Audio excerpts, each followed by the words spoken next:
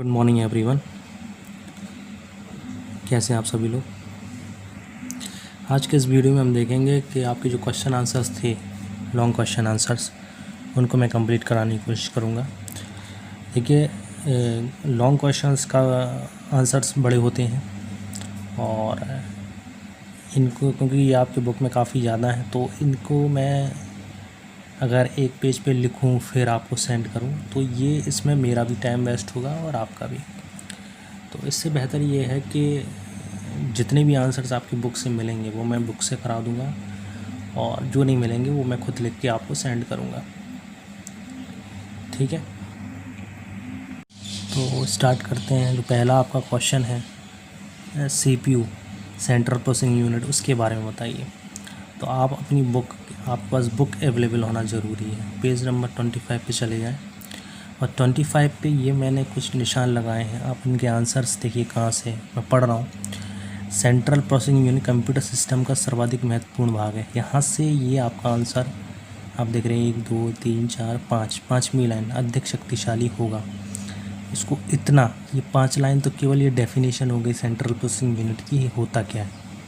इसके बाद क्वेश्चन ये था कि सेंट्रल प्रोसेसिंग यूनिट है क्या। जब आप पहला लॉन्ग देखेंगे बुक से तो आप पढ़ेंगे कि सेंट्रल प्रोसेसिंग यूनिट क्या होता है और इसके जो भाग हैं कितने होते हैं, उनका वर्णन करना है। तो नीचे देखिए, अब यहाँ से निशान लगाना है आपको, जहाँ से मैंने लगाया। CPU को पुनः 3 भागों में बांटा जा सकता है।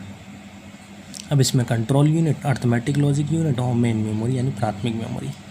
कंट्रोल यूनिट में आपको 3 लाइन तक लिखना है, नियंत्रण किया जाता है। फिर हेडिंग डालना है अर्थमेटिक लॉजिक यूनिट, उसमें कहाँ तक लिखना है, मेमोरी को कार्य करते हैं, पूरा लिखना है इसमें। और मेन मेमोरी में आपको तीसरी लाइन तक लिखना है, संग्रहित करने के लिए करता है। ये इतना आंसर आपका पहला लॉन्ग हो जाएगा। क्या सेंट्रल प्रोसेसिंग यूनिट किसे कहते हैं और कितने भागों में बांटा जा सकता है, वर्णन करना। क्लियर। चलिए, दूसरे क्वेश्चन का आंसर बहुत सिंपल है, लॉन्ग में दिया है लेकिन लॉन्ग टाइप है नहीं। वो पूछा है हार्डवेयर पेरिफेरल्स क्या होते हैं या हार्डवेयर क्या होते हैं और नाम लिखिए कितने होते हैं, ये कौन कौन से होते हैं। तो देखिए, ये सीधा बीच में आंसर आपको मिल रहा है, इनपुट डिवाइस, आउटपुट डिवाइस और सेकेंडरी स्टोरेज। अब इसमें नाम भी दिए, hard disk, CD, pen drive आदि को क्या कहते हैं, पेरिफेरल्स कहा जाता है, हार्डवेयर कहा जाता है। यही आंसर है बस एक लाइन का। ये आपका क्वेश्चन नंबर सेकंड यानी लॉन्ग का सेकंड का ये आंसर हो जाएगा। केवल ये एक लाइन पूरी जो गई है यही। ठीक है, लिख लेंगे। चलिए, तीसरा आंसर जो क्वेश्चन है वो है आपका इनपुट डिवाइस का विस्तार पूर्वक वर्णन।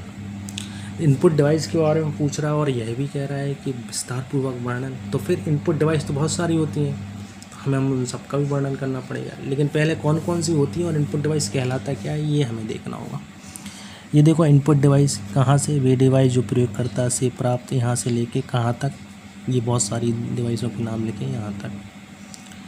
इसके बाद एक एक करके डिफाइन करना है, विस्तार पूर्वक वर्णन करना है। तो कीबोर्ड में ये नीचे तक जो 4 लाइन मैंने निशान लगाए हैं वहाँ तक आप लगा लेंगे। ये पेज नंबर आपकी बात हो रही थी 25 तक की, ठीक है। इसके बाद पेज नंबर 26 आप खोलेंगे। 26 नहीं खोलना है आपको, सीधा फिर आना है पेज नंबर 29। ध्यान रखें, पेज नंबर 29। पेज नंबर 29 में आएंगे तो नीचे देखिए माउस का वर्णन दिया है, शुरू से लगा लेंगे। इसका आविष्कार सन 1977। यहाँ से लेके ये यहाँ तक केवल नाम दिए, तार रहित माउस 3 प्रकार के होते हैं माउस, मैकेनिकल माउस, ऑप्टिकल, तार रहित। यहाँ तक आप लगा लें निशान। तो माउस में इतना ही लिखना है। ये दूसरी इनपुट डिवाइसेस हो गई है। इसके बाद हम आएंगे पेज नंबर 30, ऊपर देखिए 30 पेज नंबर पर जॉयस्टिक की 3 लाइनें दी हैं, 3 लाइनें आपको लिखना है। अभी डायग्राम कुछ भी नहीं बनाना है आपको, ठीक है। स्कैनर में भी 3 लाइनें दी हैं तो आपको 3 लाइनों तक, ये देखिए निशान, 3 लाइन स्कैनर की। क्लियर। इसके बाद पेज नंबर 31 पे लाइट पेन, इसकी भी 3 लाइन आपको लिखना है।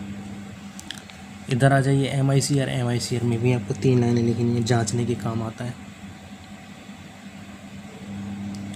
और लास्ट वन है आपका OCR, जिसमें आपको ये पूरा पैराग्राफ लिखना है,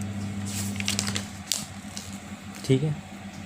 तो ये हो गया आपका तीसरे लॉन्ग का पूरा आंसर, इनपुट डिवाइस किसे कहते हैं, विस्तार पूर्वक वर्णन कीजिए।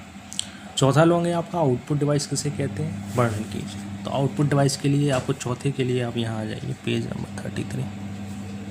ये चौथे का आंसर है, यहाँ से शुरू हो रहा है चौथे का आंसर। वे डिवाइस जो प्रोसेसिंग के पश्चात यहाँ से कहाँ तक जाएगा, ये पहले तो यहाँ तक निशान लगाना है मॉनिटर तक, फिर प्रिंटर को यहाँ से स्टार्ट करना है और प्रिंटर का सिर्फ यहाँ तक लिखना है। 2 टाइप दिए हैं, impact printer, non impact printer. अभी कंप्लीट नहीं हुआ है। इसके बाद फिर प्लॉटर एक और बचा होगा, नीचे देखिए आप, प्लॉटर यहाँ से स्टार्ट करना है, फ्लैट बेड प्लॉटर तक आपको क्या कर देना है, लगा लेना है निशान। यहाँ तक आपको लिखना है। ये हो गया आपका आउटपुट डिवाइस किसे कहते हैं, विस्तारपूर्वक वर्णन कीजिए। ठीक है, हमारा लास्ट क्वेश्चन आंसर रह गया है और वो है मेमोरी किसे कहते हैं, वर्णन करना है। इसके लिए आ जाइए लास्ट के लिए, जो लास्ट क्वेश्चन है हमारा 5वां, मेमोरी किसे कहते हैं, विस्तारपूर्वक वर्णन कीजिए। यहाँ से लगाएंगे मेमोरी और कहाँ तक लगाएंगे, रैंडम एक्सेस मेमोरी में ये जो लिख रहे हैं एक समान समय लगता है यहाँ तक। इसके बाद रोम आएगा नीचे, रीड ओनली मेमोरी। रोम में आप 3 लाइन लगाएंगे, इतना लिखना है आपको। ठीक है, इसके बाद रोम के बाद अब वो आ जाएंगे अपन द्वितीयक मेमोरी पे। पेज नंबर पलटेंगे अपन 36 पे, द्वितीयक मेमोरी। 2 पैराग्राफ आपको कंप्लीट करना है, होती है तक। इसके बाद द्वितीयक मेमोरी बहुत सारी होती हैं, एक एक को हमें डिफाइन करना है। तो चुंबकीय टेप में 3री लाइन तक लिख लेंगे, पढ़ा जाता है तक। ठीक है, फ्लॉपी में 2री लाइन तक प्राप्त करने के लिए किया जाता था। ठीक है, इसके बाद नेक्स्ट पेज पे आएंगे हार्ड डिस्क। हार्ड डिस्क की पूरा एक पैराग्राफ बाज़ार में उपलब्ध है। फिर कॉम्पैक्ट डिस्क, ये भी 4थी लाइन, पतली परत होती है। फिर पेन ड्राइव, पेन ड्राइव आप पूरा लिखेंगे नीचे तक। ठीक है, और लास्ट वन है आपका मेमोरी कार्ड, इसको भी आपको पूरा लिखना है। तो ये देखिए, ये जो क्वेश्चन आंसर मैं करा रहा था ये दीर्घोत्तरीय क्वेश्चन थे। सीपीयू क्या है ये मैं करवा चुका हूँ, hardware, input device, output device, memory, ये 5 लॉन्ग आपके हो चुके हैं। आपको इतना काम कंप्लीट कर लेना है। ठीक है, अब मैं लघुत्तरी पे आता हूँ आपको। तो देखिए, लॉन्ग पहले मैंने इसलिए करा दिया ताकि लघुत्तरी के आंसर भी लॉन्ग में आ जाते हैं।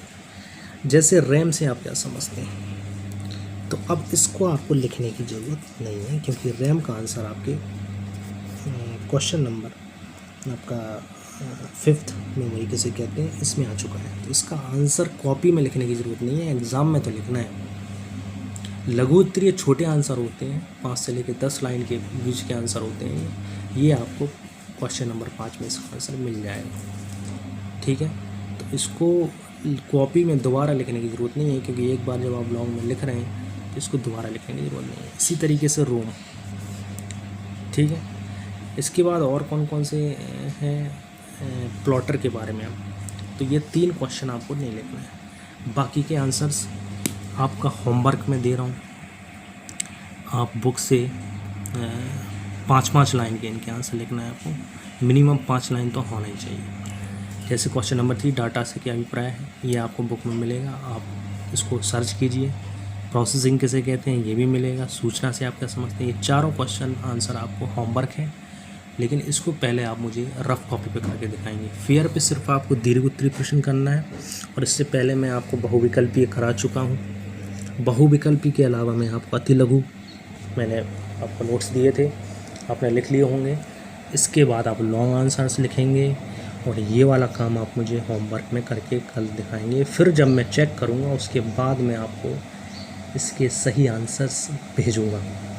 तो ये आपकी हो जाएंगी कंप्लीट, आपका लेसन नंबर 3।